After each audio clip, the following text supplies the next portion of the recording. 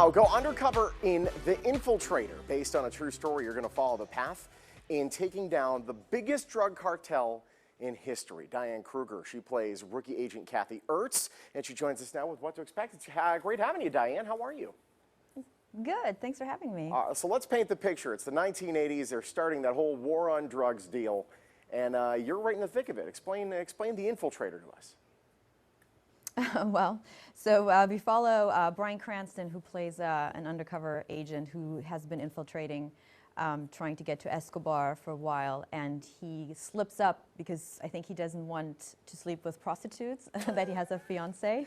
Fair enough. And so he is, fair enough, he is forced to come up with his fiancée to continue his work, and that's where I show up, rookie agent Kathy Ertz, and she's never been undercover.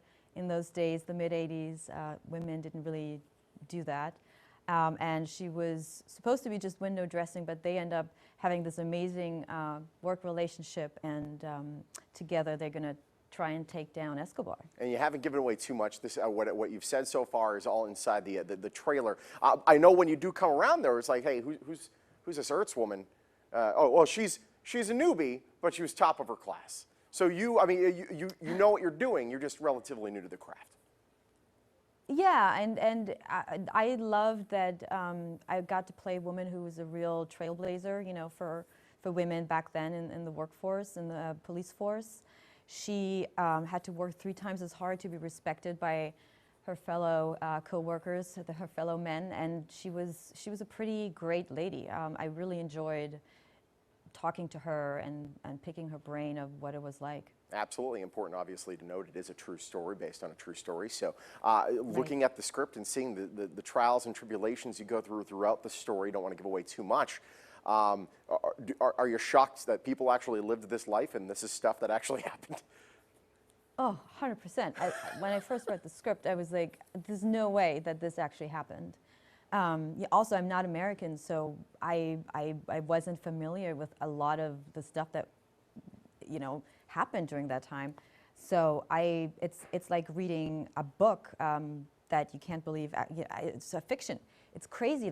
It's so fascinating. I mean, it's the kind of movie I love to go see myself, and I'm so excited I got to be part of it. Awesome. So I know you're starring, obviously, with Bryan Cranston. Who else is in the film? Yeah, I feel very lucky I got to work with him. I mean, I definitely had fangirl moments. You were a big Malcolm in the Middle fan. Yeah, right. More Breaking Bad. But I just think, you know, he's one of those actors other actors love. I mean, obviously audiences do too, but you just want to watch him. Like, I could watch him read the phone book to me. You know, he's just fascinating. He's really turned into one of probably the best character actors of our generation. I mean, he has taken so many. Yeah. He's a shapeshifter.